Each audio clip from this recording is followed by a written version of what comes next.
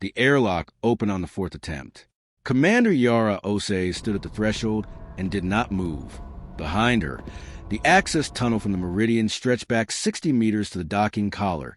They had spent 2 days welding into place against the station's outer hull, a hull whose material their drill bits had refused to scratch, whose surface temperature registered as exactly, precisely, impossibly 0 Kelvin on every instrument they pointed at it, and yet radiated no cold, absorbed no heat from their lights, and had felt, when Chief Engineer Dmitry Volkov had pressed his glove palm against it on the first day, like pressing your hand against the surface of a very old thought. Commander, Dr. Priya Anand's voice came through the helmet comm, patient but with an undercurrent she was not fully hiding. The airlock is open. I'm aware, Yara said. We've been standing here for 4 minutes. I'm still aware. She stepped through. The corridor beyond was not dark. That was the first surprise. She had prepared herself for darkness, had rehearsed in her mind the image of their helmet lights cutting narrow tunnels through ancient black, of the station being a dead thing, inert, waiting to be read like a fossil. But the corridor was lit, not brightly, and not from any source she could identify. The light simply existed, a pale amber gray that seemed to emanate from the walls themselves, from a depth of perhaps 2 centimeters below whatever the surface material was, as though the walls were faintly bioluminescent, as though the station was, in some minimal and very old way, alive. The corridor was wide enough for 3 people walking abreast, roughly 4 meters tall, and it curved gently upward ahead of them in a way that suggested the floor was following the interior of a sphere rather than a straight line. The walls were covered entirely in carvings, not decorated, not ornamented, covered. Every centimeter of visible surface from floor to ceiling was in size with the same repeating image, carved so deeply, too, sometimes 3 centimeters into the wall material, that the carvings must have been made before the walls were finished, must have been part of the original construction rather than added later. The image was complex, a field of dots and curves and lines arranged in a pattern that repeated with slight variations, tile after tile after tile, covering every wall, every surface, every ceiling, millions of them, extending as far as their helmet lights and the ambient glow could reach. All right, said Navigator Tomas Reyes, stepping in behind Yara and turning a slow circle to take in the walls. All right. That was all he said for the next several minutes. They assembled inside the corridor. Yara first, then Tomas, then Priya, then Dr. Felix Morrow, who was xenoarchaeology and whose hands were already moving toward the wall even before he had fully cleared the airlock, and finally Dmitry, who paused just inside the threshold to run a series of atmospheric readings and then announced that the air was breathable, oxygen-nitrogen mix, comfortable humidity, temperature approximately 19 degrees Celsius, in a tone that suggested he found this personally offensive. Breathable, he said again, as if saying it twice would make it less improbable. Don't take your helmet off, Yara told him. I wasn't going to. You were thinking about it. Dmitry did not deny this.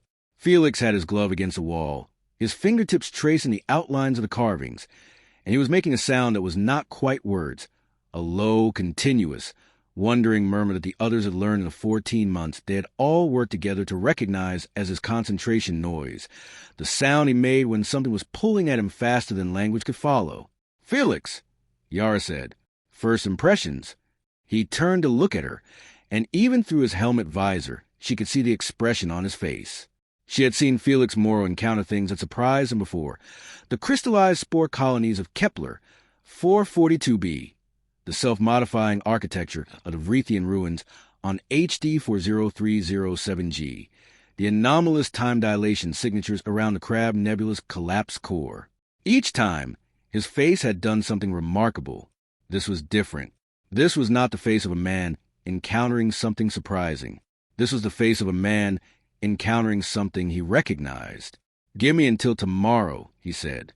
The Meridian was a survey vessel, 240 meters from nose to engine bell, built for long-haul deep space investigation and crewed for exactly this kind of mission. Exactly this kind. Except that no mission like this had ever happened before, and so the Meridian had not actually been built for it all. She had been the closest available ship, when the orders came down from the Joint Exploration Council, dispatched from her original assignment cataloging the debris field of a dead gas giant around Ross 128, and redirected with 24 hours notice toward the Galactic Center and a set of coordinates that, 3 months prior, had been empty space. Yara had read the initial detection reports 6 times on the transit. The station had been seen first by a routine deep field survey telescope managed by the University of Bangalore's Astrophysics Department, a telescope whose primary job was mapping background radiation gradients. A graduate student named Meena Krishnaswamy had been processing 18 months of accumulated data when a mass signature appeared in a region that, by 18 months of her own data, should have been empty. She had checked her instruments. She had checked them again. She had called her supervisor, who had called their department head, who had quietly reached out to 3 other observatories, all of whom confirmed within 48 hours. There was an object at the geometric center of the Milky Way galaxy, 26,000 light-years from Earth, with a mass approximately 1.3 times that of Luna, occupying a region of space that had been observed continuously for over 1,000 years and confirmed empty by every instrument ever pointed at it. The object was a space station. The object was ancient. Spectral analysis of its surface materials returned compositions that did not match any known naturally occurring or artificial compound in the scientific literature. When a team at CERN ran the data through the standard geological age estimation models, the same models used to date rocks and cosmic debris and stellar material. The results came back corrupted. The models could not assign an age because the models were not built to handle materials that predated the formation of any star system in the current universe. 3 teams ran the data independently. All 3 got corrupted outputs. One team's modeling software simply crashed, and when they examined the crash log, the error message read, "Input exceeds domain of defined function. Materials that predated the stars." Yara had put down the report at that point and sat for a long time looking at the bulkhead of her cabin. She was 41 years old, born in Accra, educated in Cape Town and then Geneva, 15 years in the Joint Exploration Council Survey Division, and she had always believed, not with the evangelical certainty of a true believer, but with the quiet, working assumption of someone who has organized a professional life around an idea, that the universe was fundamentally explicable, not simple, not friendly, not safe, but explicable, subject in principle to understanding. She had built herself on that assumption, the way you build a house on bedrock, and now the bedrock had a crack in it, and she could feel the crack, and she kept reading. The 5 of them had been selected with care. Yara for command and for her expertise in first contact protocols that had, until now, been entirely theoretical. Tomas Reyes, because he was the finest navigator in the survey division, and because he had a rare quality that Yara had learned to value above almost anything else in a crew member. He was genuinely comfortable not knowing things. He did not fill ignorance with speculation. He held it, examined it, waited. Felix Morrow, because he had written his doctoral thesis on non-human architectural semiotics and had spent the last decade developing frameworks for understanding structures built by intelligences whose cognition bore no resemblance to anything human. Priya Anand, because she was a physicist who specialized in anomalous energy signatures and because she had, twice in her career, identified phenomena that her colleagues had dismissed as instrument error and that had later proved to be real and important, and in one case, had required a rewrite of 3 chapters of the standard cosmological model. And Dmitry Volkov, because without Dmitry the ship would fall apart. This was not metaphor. They had spent 3 months in transit. They knew each other the way people who have been confined together in a small space for 3 months know each other, completely, in a way that reveals not only who someone is, but who they are afraid of being. Yara knew that Tomas prayed every morning and that he was embarrassed about this, and that his embarrassment made him sharper and funnier in compensation. She knew that Felix worked best when he was slightly sleep-deprived, and that this worried Priya, who was the crew's unofficial medic and who monitored everyone's biometrics with protective vigilance she pretended was professional habit. She knew that Dmitri had a daughter on Earth named Anya, that he had missed her first steps in her first word, and the first time she had tried to say his name and gotten it wrong and said Dimmy instead, and that he carried a recording of her saying Dimmy Dimmy on a device he wore on a cord around his neck, and that sometimes at night, when he thought everyone else was asleep, she could hear it playing in his cabin. She was responsible for all 5 of them. She had never allowed herself to think about this fact too directly, the way you do not look directly at a very bright light. But in the last days of transit, she had found it harder to avoid. The station was not what she had prepared for. Nothing she had prepared for was going to be relevant here. On the first day inside, they went 200 meters into the station and came back. This was a right call. Yara had made it, and she did not second-guess it, even when Felix argued for going further. The station was disorienting in ways that were difficult to describe, and that she was concerned would compound in unpredictable ways over time. The gravity shifted, not dramatically, not enough to throw them off their feet, but enough that every 50 meters or so the direction of down changed by some small angle, so that walking through the station was like walking very slowly across the inside of a giant gyroscope, the floor tilting almost imperceptibly beneath you. And if you stopped and looked back the way you had come, the corridor behind you appeared to curve upward in a way that made your inner ear argue with your eyes. Also, the carvings never changed. The same image, repeated endlessly. And the repetition itself had an effect that was hard to name, but that Yara noticed in herself and then noticed in the others, a kind of soft, persistent cognitive static, as though some part of the brain that was meant to be processing visual novelty was being told there was no novelty here and had begun to wonder if it was working correctly. They came back. They ate. Dmitri ran system checks on the Meridian and reported that the station's hull was creating a subtle interference pattern in their long-range sensors that he wanted another day to characterize before they went deeper. Tomas updated their positional logs with the obsessive precision that was his particular form of grounding.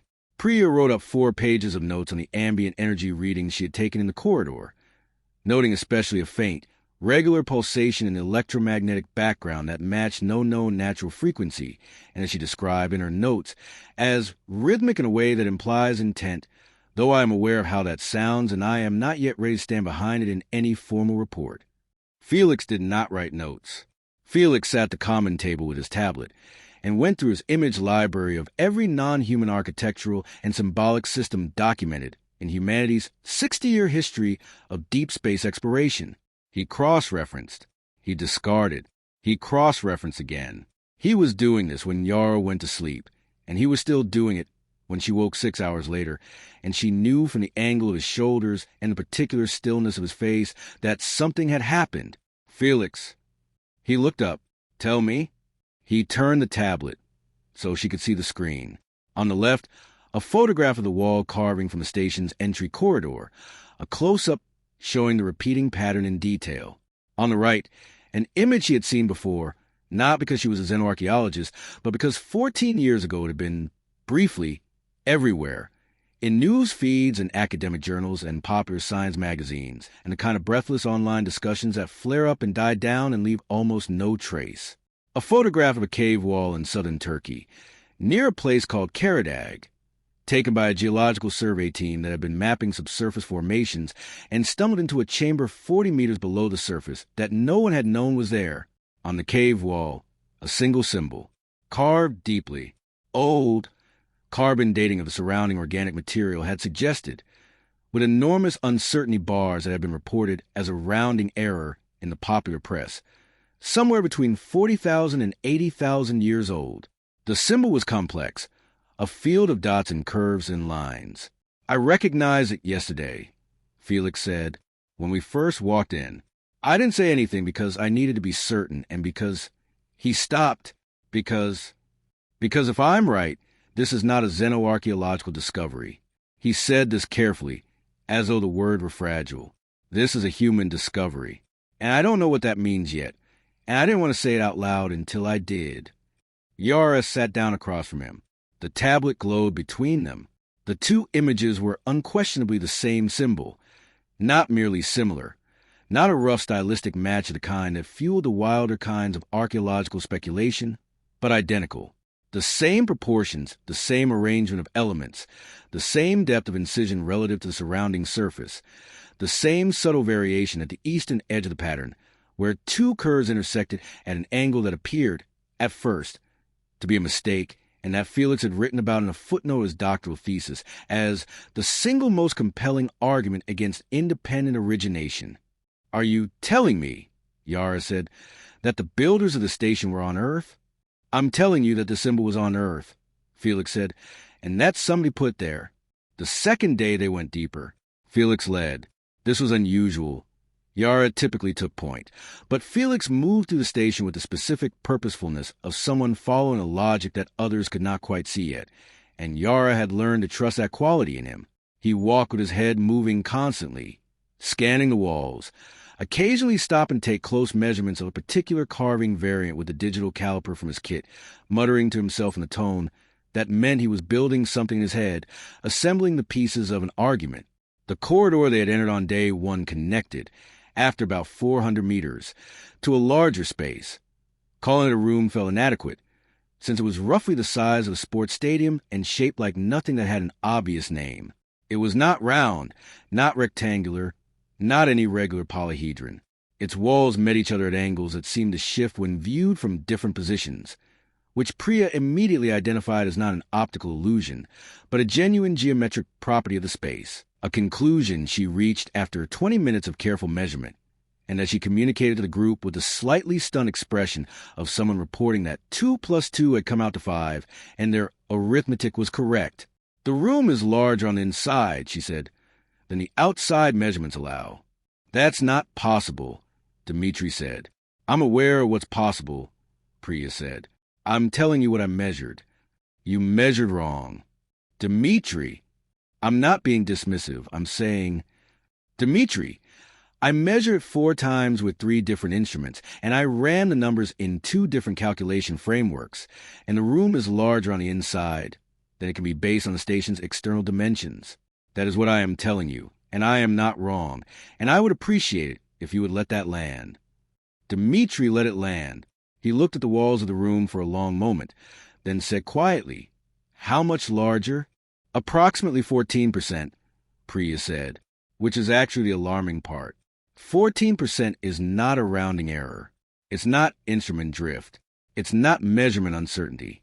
It's a deliberate, structural, consistent excess of interior volume over what the exterior can contain, and it is maintained across every wall measurement I can take. She paused. Someone built a room that is 14% larger on the inside than the outside. In the center of the room was a feature that Yara had noticed when they first entered but held off mentioning while Priya completed her measurements. It was a raised area of the floor, roughly circular, about 10 meters in diameter, elevated perhaps 40 centimeters above the surrounding floor. The surface of the raised area was different from the rest of the station, where the walls were covered in the repeating symbol carvings. The raised area was smooth, and in the center of the smooth surface, carved in the same deep incision style, but in a different, larger scale, was a symbol from the cave in Turkey, not a small version of it, not a reference to it. The symbol itself, perhaps 2 meters across, rendered with a precision that made the cave version look like a rough sketch. Felix stood at the edge of the raised area and looked at it for a very long time without speaking. Tomas came to stand beside him, and then Yara, and then Priya, and finally Dmitri, and they stood together in a room that was impossibly large and looked at a symbol that had no business being here and no business having been on Earth, and that had nonetheless been in both places. And the station's faint amber-gray light fell on all 5 of them, and the silence was a specific quality that Yara, who was not a religious person, would later describe in her official report as the silence of A. Very old question finally being asked out loud. On day 3, Felix found the map.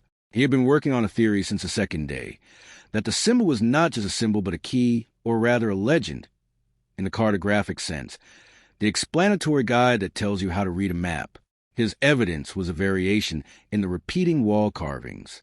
The carvings were not, as they appeared at first glance, truly identical. There were subtle differences, a different number of dots in one quadrant, a curve that turned left instead of right, an intersection at a slightly different angle. He had been photographing and cataloging these variants and feeding them into a spatial analysis program, and on the morning of day 3, at approximately 0400 ship time, while everyone else was sleeping, the program had found the pattern. He woke Yara first, then everyone else. The carvings are a map, he said, standing at the main display in the Meridian's common room with the analysis results projected behind him, his voice rough from the previous 2 days of near-constant talking, and also from the excitement he was visibly not quite managing to contain. The entire interior surface of the station is covered with a single map. The variations in the repeating image aren't decoration or error. They're data. Each variant encodes a coordinate. The sum of all the variants across all the surfaces I've photographed so far constitutes a three-dimensional representation of... He stopped. Of what? Tomas asked. Felix looked at him. Of everything, he said. Every star, every planet, every significant mass object in the Milky Way galaxy. It's a complete galactic map, rendered across millions of carved tiles, and it is accurate to within. As far as I can tell, given my sample size so far, it is accurate to the current positions of major stellar objects to within a margin of error of about 2 light-years over a span of 26,000 light-years, which is extraordinary, Priya said. I was going to say impossible, Felix said, but I've stopped using that word. And the center of the map? Yara asked. She had seen it already in the projection. She asked because she needed Felix to say it. The center of the map is marked with the large symbol, the one on the raised platform. He advanced the projection. The galactic map resolved to a region near the center of the galaxy, a star, a planetary system, and at the marked planet, the symbol. This is where the map wants us to go, or where it's telling us to go. Or, he shook his head, I don't have the language for this. I don't have the right language for what this is. Is it in the station? Yara asked. Is the location inside the station? I don't know yet, Felix said. I need to see more of the station. Tomas, who had been sitting very quietly at the back of the room throughout this presentation, raised his hand. This was not his typical mode of communication, and everyone looked at him. The symbol in Turkey, he said. You established it's the same symbol, the same one that's on the platform and at the center of the map. Yes, Felix said. So, whoever built the station put that symbol in a cave on Earth. That is one interpretation. What's another? Felix was quiet for a moment.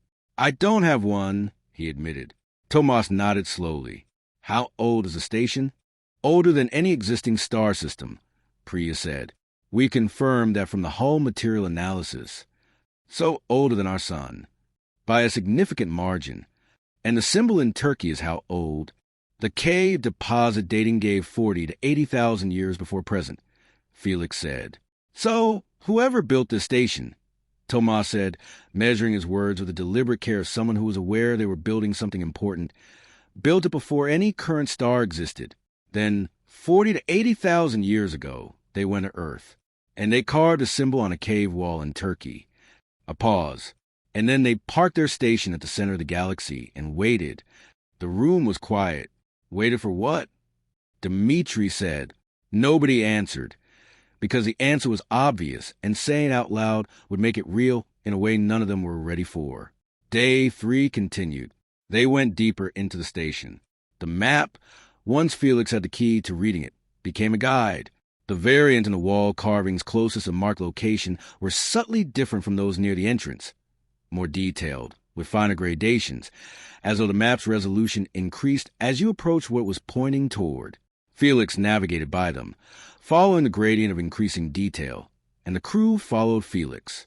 The station was not empty.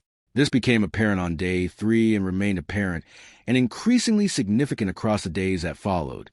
It was not empty in the sense that it was not merely a structure. There were things in it, not organisms. Nothing moved under its own power. Nothing responded to their lights or their voices or the electromagnetic pulses Priya used to probe the spaces ahead of them. But there were objects, arranged clearly, intentionally, in rooms they found when they followed the map gradient, in alcoves and corridors, in the central spaces of the geometrically impossible rooms. Objects that had no analogs in any catalog of known alien artifacts. Objects that were clearly made, were clearly tools or devices or repositories of something, and that were uniformly, consistently, completely incomprehensible, in a room shaped like a lens. Then at both ends, thickest in the center, a cross-section of something enormous. They found an array of objects that were most closely described as columns, though they were not quite cylindrical and their material was not quite solid. When Dmitri put his hand near one, not touching, just near, his hand became warm, then uncomfortably hot, and when he pulled it back, his glove showed a reading of elevated thermal output that persisted for 40 minutes.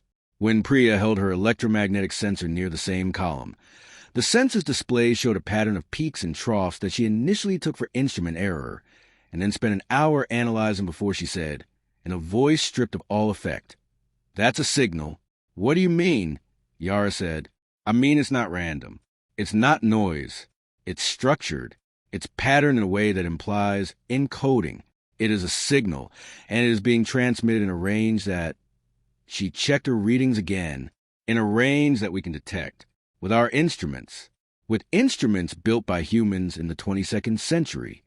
You're saying it's broadcasting on a frequency we can receive." Thomas said, "I'm saying it was built to broadcast on a frequency that something could receive. And yes, we can receive it. Can we decode it?" Yara asked. "I don't know yet," Priya said. "But Yara—" She looked up from her sensor. "There are hundreds of these columns in this room. And if the map means what Felix thinks it means, this is not the significant room. This is just something we passed through on the way. On day 4, the corridor looped. This was the architectural impossibility that most affected them, more than the variable gravity, more than the extra interior volume, more than the carvings. They were 3 hours into an exploration branch that the map gradient suggested was approaching the marked location, moving through a corridor that curved gently to the left, and then Thomas stopped and said, "We've been here before."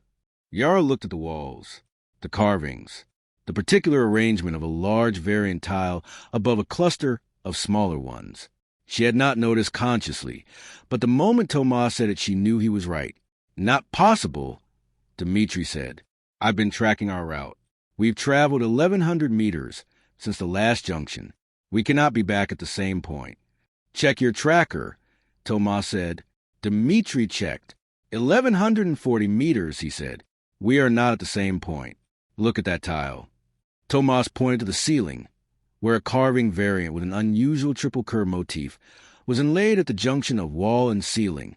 "I took a photograph of that specific tile 6 hours ago when we entered this corridor. I photographed it because the triple curve variant appears only very rarely, and I wanted Felix to know." Felix, who had been examining the walls, came over and looked. "He's right," he said. "I remember that tile." Dmitri stared at his tracker. He moved forward along the corridor, watching the meter counter, then turned and came back. "My tracker says we are in a different location," he said. "My tracker says that tile is not the same tile." "Your tracker is wrong," Thomas said, not unkindly. "My tracker uses inertial measurement, accelerometry, dead reckoning from the last confirmed position. And if the space itself is not behaving the way your tracker assumes space behaves," Priya said very quietly, "then your tracker would not know. Everyone absorbed this. We're going in a loop," Yara said finally. "The corridor loops." "It's not geometrically possible," Dmitri said.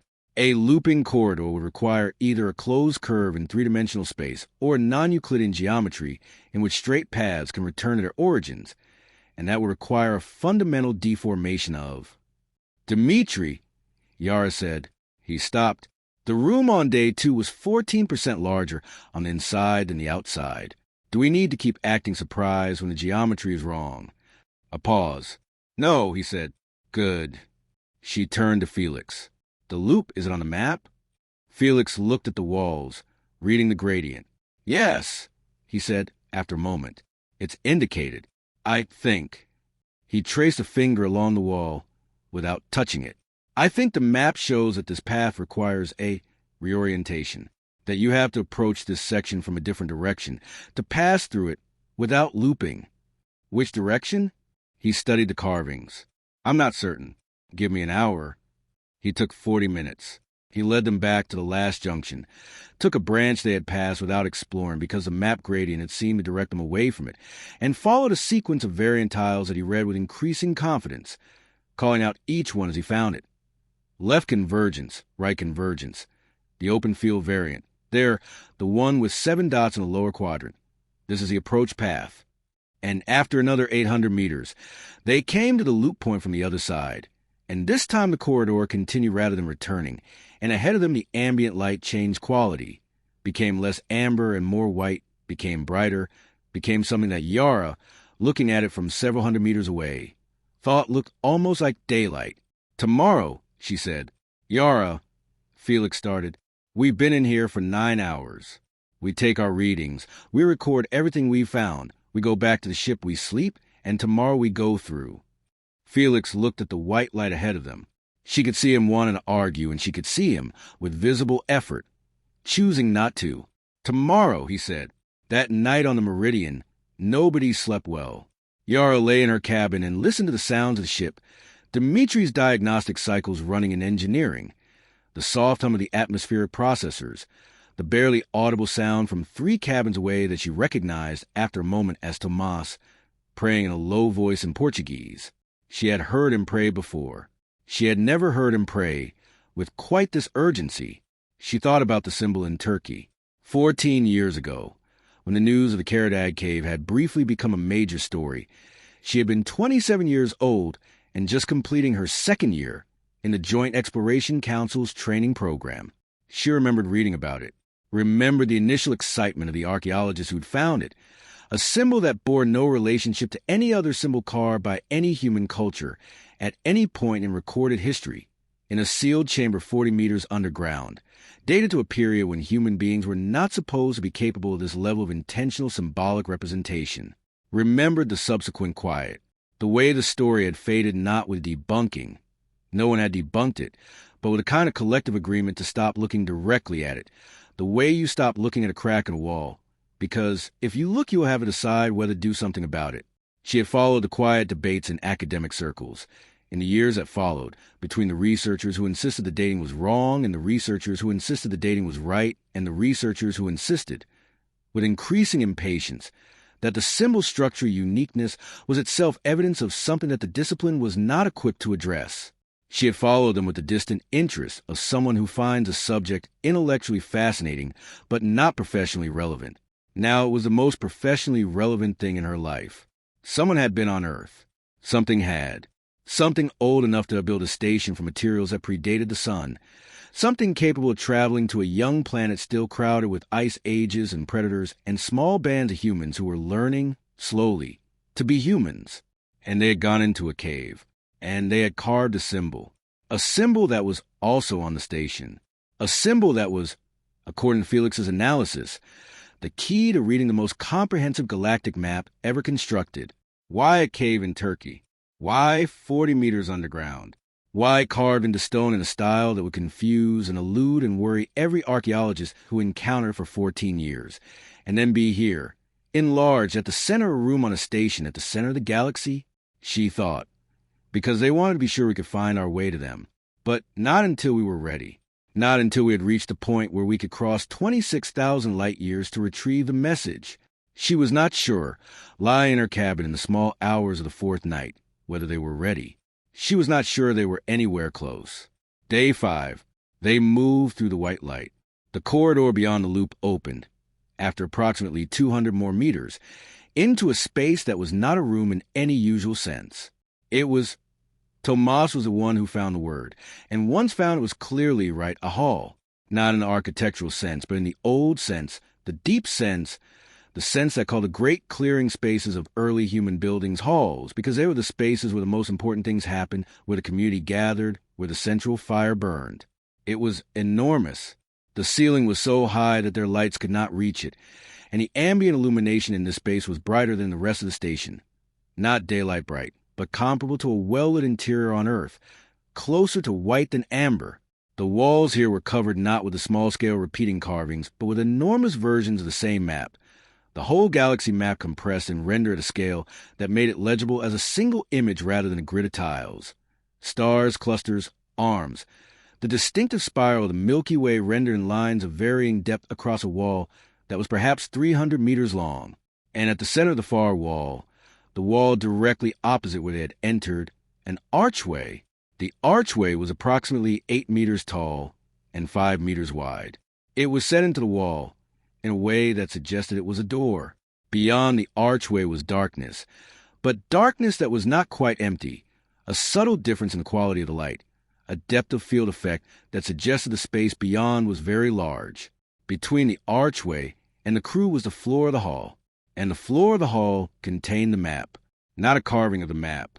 The map itself, or rather, a three-dimensional representation of it, rendered in the same wall material but shaped into relief forms that rose from the floor surface to varying heights, stars as small raised dots, star clusters as larger rounded forms, nebulae as thin curved sheets. The whole galactic structure represented in sculpted three-dimensional miniature across a floor area that must have been 60 meters in diameter and that they had to walk across to reach the archway. Felix walked it slowly, his eyes moving constantly.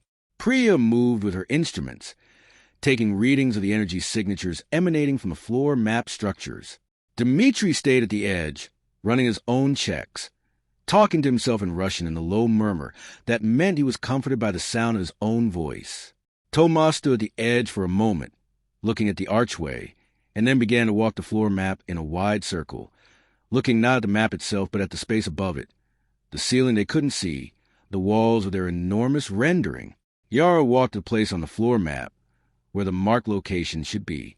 She found it, a slight raised form, a small spiral, a planetary system, and at its center, a point elevated perhaps half a centimeter above the surrounding surface, just barely visible, that glowed, faintly, steadily, in a color she would later describe as not a color I have a name for, a color that occupied some ambiguous territory between blue and white and something that had no word. "Felix," she called. He came to her. He stood beside her and looked at the glowing point. He took several measurements. He cross-referenced them against the galactic position data on his tablet. Then he stood up and looked at the archway. "Through there," he said. "You're certain?" "The marked location," he said, "is on the other side of that archway." Yara looked at the archway for a long moment. Then she looked at her crew. Felix, already moving toward it. Priya, falling in behind him, her instruments raised. Tomas, who met her eyes and gave her a very small nod. Dmitri, who had stopped talking to himself and was watching her with an expression she read as, "I will follow wherever you lead, but I want to know for the record that I find all of this extremely concerning." "We go together," she said. "Stay close. Nobody separates. If anyone calls stop, we stop." "Understood." 4 voices confirmed. They went through the archway. Beyond the archway was an observatory. That was the only word for it. A space built for looking. Shaped, and here the geometry was not impossible, just vast and precise, like the interior of a hemisphere, with a flat floor at the base and the curved ceiling rising overhead to a height that Priya's rangefinder estimated at approximately 400 meters. The ceiling was not opaque. It was transparent, or rather it was something more than transparent, something that seemed to gather and focus and clarify the light from outside in a way that glass or composite merely allows, so that the view through was not merely unobstructed but enhanced, amplified, arranged, as though the curve of the ceiling was itself a lens, and the lens was shown in the galactic center. From this location, 26,000 light-years from Earth, the galactic center was not the smear of distant starlight visible from the solar system's outer edge. It was close. It was present. Billions of stars in such concentration that the sky through the ceiling was not dark with points of light, but bright with them, a density of luminosity that looked, in the first stunned moment, like cloud cover, like weather, before the mind adjusted and understood that what was seen was stars, simply stars, packed into every cubic light-year of view. Yara had spent 15 years in space. She had seen things that she knew were extraordinary by any human standard, and she had trained herself to hold that knowledge carefully, to not let the accumulation of extraordinary things dull her to their weight. She stood in the observatory and looked at the galactic center through a lens that was older than the sun, and she felt, very precisely, the smallness of every frame of reference she had ever had about anything. "Look," Priya said. In the center of the observatory floor, where the focus of the hemispherical lens would be, there was a table. She was calling it a table because it had that approximate function, a flat horizontal surface raised to approximately chest height, but it was not a table in any recognizable sense. It was a single piece of the station's hull material, shaped and polished, with a surface that was not reflective and not matte, but occupied some third category, something that absorbed the light from above, and then released it in a slightly altered form, a slightly warmer tone. And on the surface of the table, arrayed with a care that was clearly intentional, were objects. Not many. 7 objects, arranged in a line from left to right. Each one different from the others in size and shape and material. Each one clearly made. Each one clearly important. Yara approached the table. The objects were a sphere, approximately the size of a fist, made of material that resembled polished obsidian, but that had a faint inner luminosity, slow and rhythmic, like a very slow heartbeat. When Yara's hand was 6 inches from it, the luminosity changed rhythm. Not dramatically, not in a way that could be called response, except that it could be called exactly that. A flat rectangular panel, smooth on one surface and deeply carved on the other with a map symbol. But this version of the symbol had depth layers, embedded variants, a complexity that Felix, when he crouched to examine it, said quietly would take him weeks to fully analyze, but that he believed, even in the first 60 seconds, was not a map of the galaxy, but a map of something else entirely. Something smaller, closer, a map of something he couldn't identify yet, but whose structure was disturbingly familiar, a device that was most easily described as a recording medium. Though this description fell short in a way that describing the ceiling as transparent fell short. It was an object designed to hold and convey information. Its surfaces were covered with a script that bore no resemblance to the carving symbol, but that Felix examined for 3 seconds before his face to the thing Yara had first seen when they entered the station, the thing of recognition. "Felix," she said. He didn't answer immediately. He was leaning over the device, his face very close to its surface, reading. She waited. Priya was working through the remaining 4 objects with her instruments.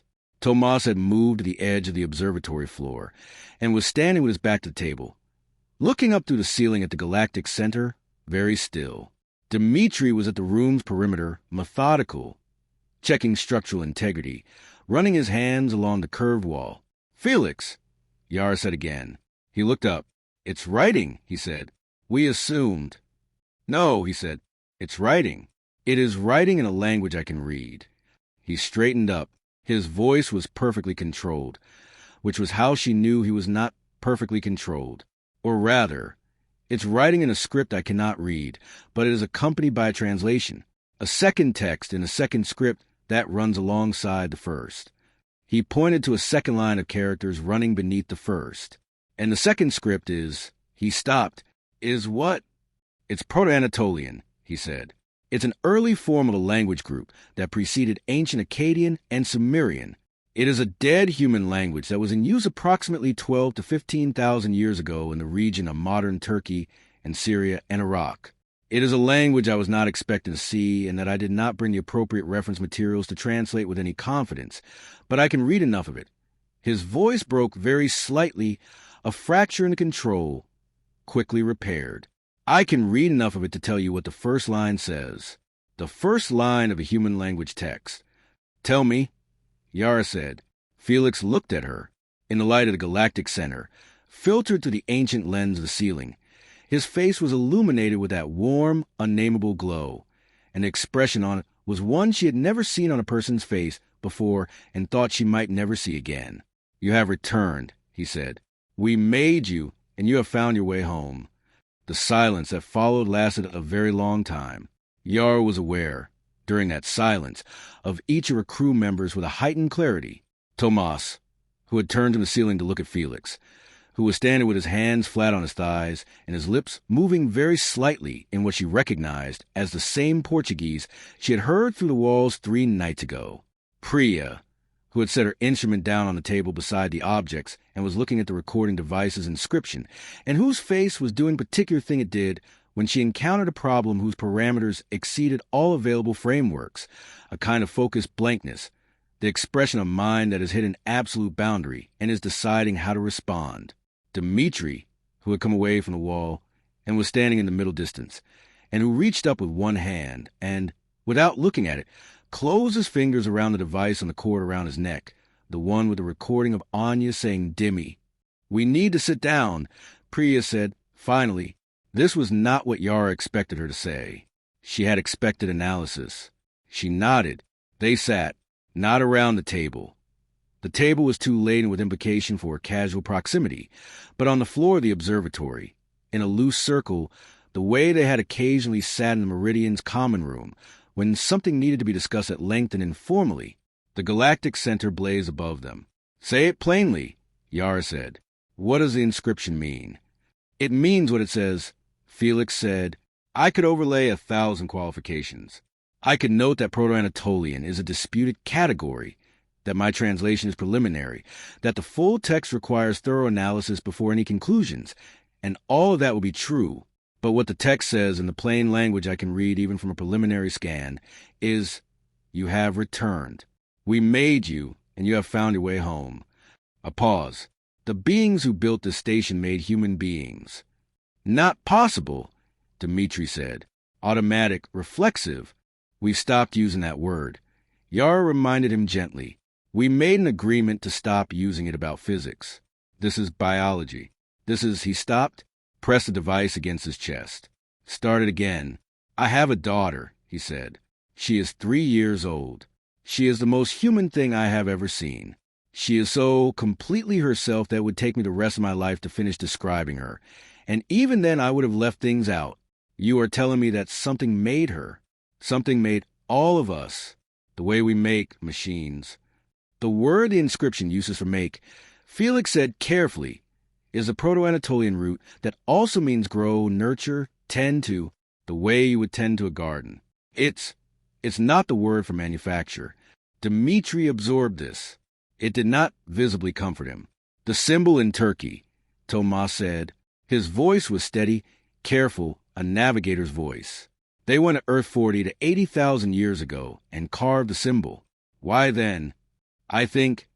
Felix started, then stopped, then started again. "The species they created, us, would have been recognizably us by that point. Anatomically modern humans appeared roughly 300,000 years ago. But the behavioral and cognitive revolution, the development of symbolic thought, complex language, art, the record for that starts around 50 to 80,000 years ago. I think they came back to check on us. And they left a marker that we would only find when we had developed to the point of doing large-scale geological surveys, which is a technology we've only had for about 200 years. And the marker would only be understood when we had the capability to reach the station. They timed it." Priya said. "The marker was timed to be found just as we became capable of reaching what it pointed to." "Not just timed," Felix said. "Calibrated. They knew, or they calculated, with a precision I can barely think about, exactly how we would develop, exactly when we would be ready to find a cave, exactly when we would have the technology to be standing here." He looked around the observatory. They designed an entire process, a developmental sequence, encoded in the architecture of the station, and in a cave carving in Turkey, and in the gap between them. And we have spent our entire history as a species living inside that sequence, and we had no idea. "Where are they?" Yara asked. Everyone looked at her. "The builders," she said. "The ones who made the station from materials that predate the stars. The ones who came to Earth 80,000 years ago and left a calling card. The ones who wrote that inscription. Where are they?" Felix shook his head. "I don't know yet." "The inscription, does it say anything about that?" He looked at the recording device on the table. "I need to translate more of it." "Then translate more of it." He stood. He went to the table. He began to read. He read for 6 hours. The others rotated in and out of the observatory, returning to Meridian for food and oxygen, and in Dimitri's case for a complete run of engineering diagnostics that were, everyone understood, less about the diagnostics and more about the need to do something concrete and mechanical and unambiguous for a few hours. Tomas stayed in the observatory for most of those 6 hours, sitting in his corner, occasionally glancing at the ceiling, mostly quiet. Priya analyzed the 7 objects systematically and filed running notes that she sent to Meridian in hourly batches. Yara moved between the table and the door, unable to stay still, unable to go far. At the end of 6 hours, Felix looked up from the recording device and said, "I have enough." "Tell us," Yara said. He sat down. He gathered himself. When he spoke, his voice was even, measured, the voice of someone delivering findings, the voice of scientist, not the man, and she was grateful for it, because she needed the scientist right now. "The full inscription," he said, "is a history and a message. I have translated approximately 30% of it with confidence. The rest will require significant additional work. But the 30% I can confidently read contains the following information. He looked at his notes. The beings who built the station call themselves, or rather, the word they use for themselves translates, in Proto-Anatolian, as the Watchers or the Tenders or possibly the Gardeners. The root word is connected to long-duration care of something you have planted. They are a species that has existed for a period of time I cannot precisely calculate from the text, but that is implied to be significantly longer than the current age of the universe as we understand it. This is consistent with the material dating of the station. Priya drew breath, said nothing. They are not currently in this universe, Felix continued. This is not, as far as I can determine, because they are dead. It is because this universe is one of many and they have left it. The station was built in place here as the word is something between gift, legacy, and seed. They built it before they left. They placed it at the galactic center, and they seeded, across this galaxy and others, the conditions for what they call thinking life to develop. Us, Thomas said, us, and others. The inscription implies that humanity is one of a very large number of species they created or guided or tended to, not the only one, not necessarily the most significant one of many. He paused. The symbol in Turkey and on this station, the key to the map, was placed on every world where they had seeded thinking life. Every one of those worlds should, if their calculations were correct, have representatives who have reached the galactic center and found the station and are reading this inscription in some language their creators learned during the period of tending. They left us a language. They learned Proto-Anatolian, or the precursor of it, during their last visit 80,000 years ago, and they encoded the inscription in that language so that when we arrived, we would be able to read it. What does the inscription want us to do? Yara asked. Felix looked at his notes for a moment, then back at her. The inscription invites us to look at the sixth object on the table. Everyone turned to the table. The sixth object was one that Priya had examined earlier and described as a container of some kind. It was roughly cylindrical, approximately 30 centimeters tall, with a surface that appeared sealed but that had to seem visible around its circumference if you knew to look for it. The inscription says that the container holds a record of every species the gardeners tended, Felix said. The complete history of every thinking being they created or guided in this galaxy. A record that begins before the current universe's first stars and extends to the moment the station was built. It says, in this vessel is what you are part of. In this vessel is what you have come from. You are not alone, and you have never been alone, and the loneliness you felt was a loneliness of not yet knowing this. The silence was different this time, warmer, or perhaps that was the ceiling, still blazing with the galactic center, still pouring that extraordinary light down through its ancient lens. And the seventh? Yara asked, what's the seventh object? Felix checked his notes. The inscription describes the seventh object as the question we are asking you. He looked at the seventh object. It was the smallest of them, barely larger than a coin, a flat disk of the wall material with a map symbol on one face. It says, we grew you to think. We grew you to reach us. Now we ask, what will you do with what you are? They stayed in the observatory for the rest of day 5 and all of day 6. Priya opened the container. It responded to her touch in a way that was either a recognition system or coincidence, and she chose not to investigate which, and found inside it what was most accurately described as a data storage medium of immense density. She could not access the data directly. She could, however, confirm that it contained encoded information, and she spent most of day 6 developing a preliminary interface that might, she thought, with significant further work, begin to allow access. What she was confident of by the end of day 6 was that the storage density implied something on the order of 10 to the 47th bits of information, a number so large it had to be said slowly for its scale to land. Every thinking species they created, she said, their complete histories, all in here. How many species? Tomas asked. The notation I can read suggests a number in the millions, she said. Millions of species, across this galaxy and possibly beyond. And every one of them received a symbol. Tomas said, every one of them had a cave carving. Every one of them is either here already or coming or didn't make it Dmitri said. The silence that followed was of a different texture. The inscription, Felix said, refers to the station as a meeting point. It says that thinking species who reach the station are invited to. He checked his notes. The verb is complex. The closest translation I have is add themselves to the weaving, to contribute their history and story to the record, to become part of something larger. By doing what? Yara asked. Felix was quiet for a moment.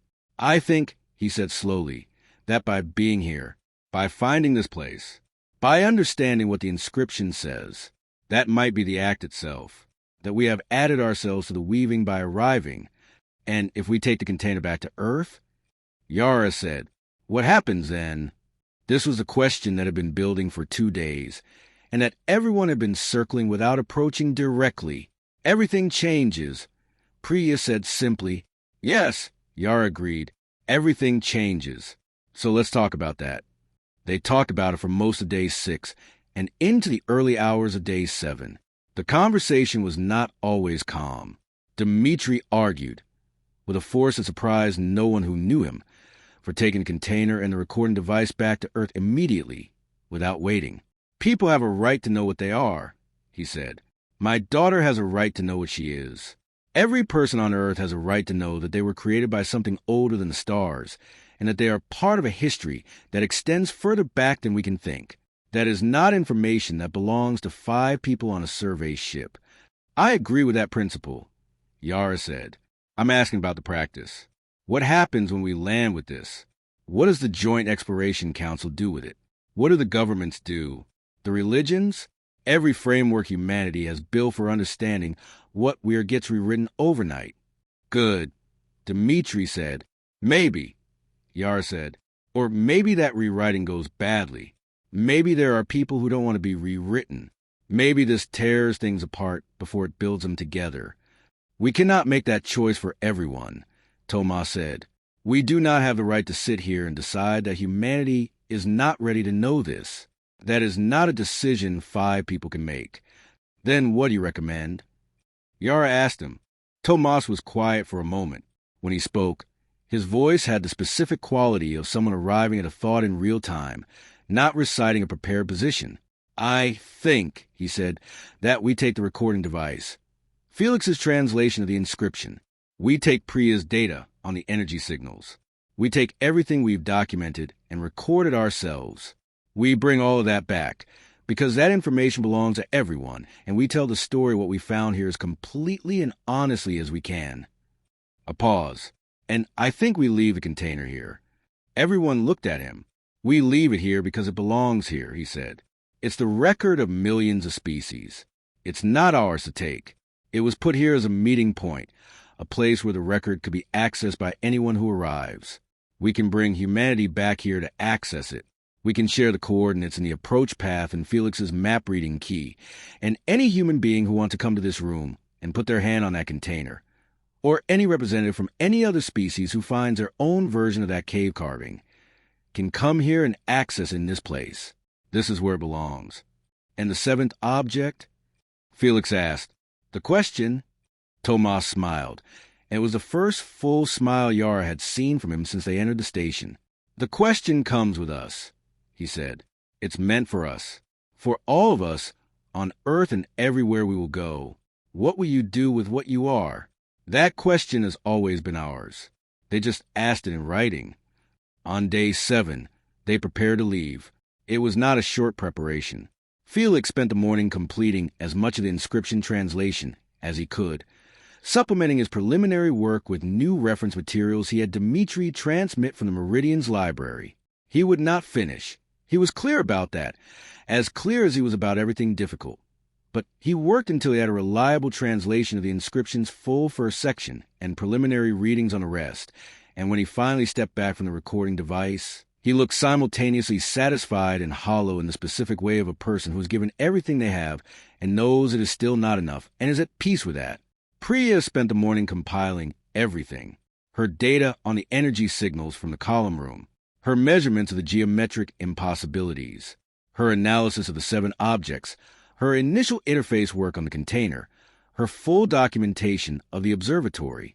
She was methodical and complete And when she was done, she stood in the center of the observatory and held up her tablet with all of it on it and turned in a slow circle, as though taking a last photograph in her memory. Tomas updated the navigation logs. He added the station's coordinates to the official survey charts, flagged as a point of maximum significance, and wrote the approach notes for the loop corridor with a precision that was, Yara knew, his form of love, his way of making sure that whoever came after them would not be lost. Dmitri did final structural and environmental assessments of the route they had traveled. He documented the atmospheric conditions, the gravity variations, the ambient energy signatures, everything a subsequent team would need to traverse the station safely. He did this with the slightly exaggerated thoroughness of a man who is aware that he is leaving something of vast importance and wants to be certain that it is not left carelessly. And Yara walked the observatory one last time. She stood at the table with the 7 objects. She looked at the sphere with its slow heartbeat luminosity. She looked at the panel and the device and the container and the question. The question, a flat disk, barely larger than a coin, with a symbol on its face. She picked it up. It was warm, not with the warmth of having been touched or of a heated material, but with the warmth that comes from something that has been waiting a very long time and is, at last, the right temperature. She put it in her pocket.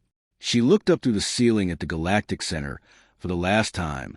From here, 26,000 light-years from Earth, the galaxy was not the faint smear visible from the solar system's edge, but this blazing density, this incomprehensible profusion of stars that burned and burned in their billions, and that were, she now understood, not just stars or places, each one a sun like their sun, and perhaps around each one a world tended by the same patient gardeners who had tended Earth, and perhaps on some of those worlds a species that had found its own cave and its own symbol, and its own path to this point, and was perhaps at this moment standing where she was standing and looking up at the same ceiling with the same expression of total and permanent alteration. She was not the first to stand here. She was not the last. She was one of a long succession, belonging to both ends of a chain whose beginning was older than the stars and whose end was not yet written. And for the first time in her life she felt, in some precise and unreasonable and completely certain way, that this was all right. Commander, Dimitri's voice in her earpiece. We're ready. Coming, she said. She walked out of the observatory, through the archway, across the hall, back through the corridors that curved and shifted and defied geometry in their ancient, indifferent way. The walls were still covered in the map, millions of tiles, and she could read it now, could feel herself reading it even without trying, the way you cannot hear a piece of music you love without understanding its structure. The whole galaxy, carved into every surface, and somewhere in a map a point that glowed, and somewhere much farther than that point. 6 months in transit, a blue and white world with 8 billion people who did not yet know what they were going to find out. She caught up with Felix at the penultimate junction before the airlock, and they walked the last stretch together. He was carrying his tablet with particular care, cradled against his chest.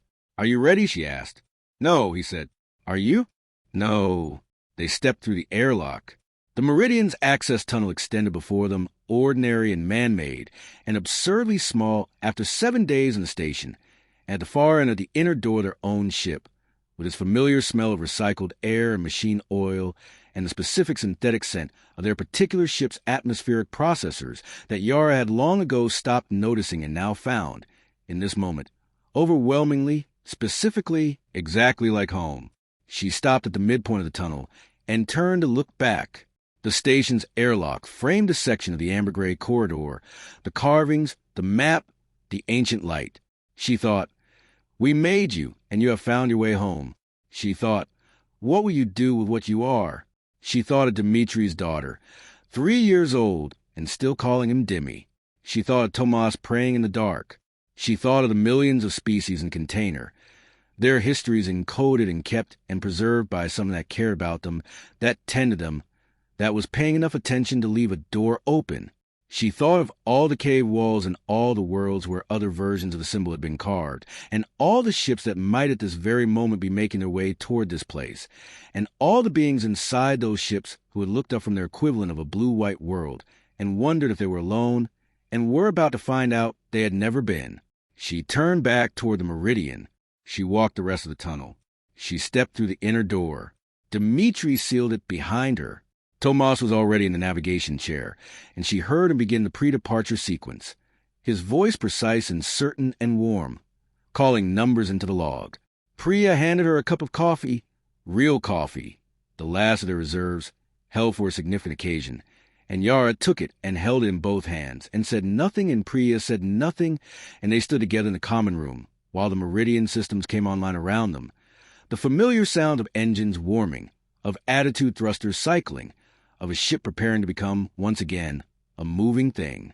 Through the forward viewport, the station was visible, vast, ancient, amber-lit with a light from its interior touched the hull, dark everywhere else, hanging in the blaze of the galactic center, like a thought from the beginning of everything, patient and immovable and full of a welcome that had been waiting a very long time and had not been, after all, waiting in vain.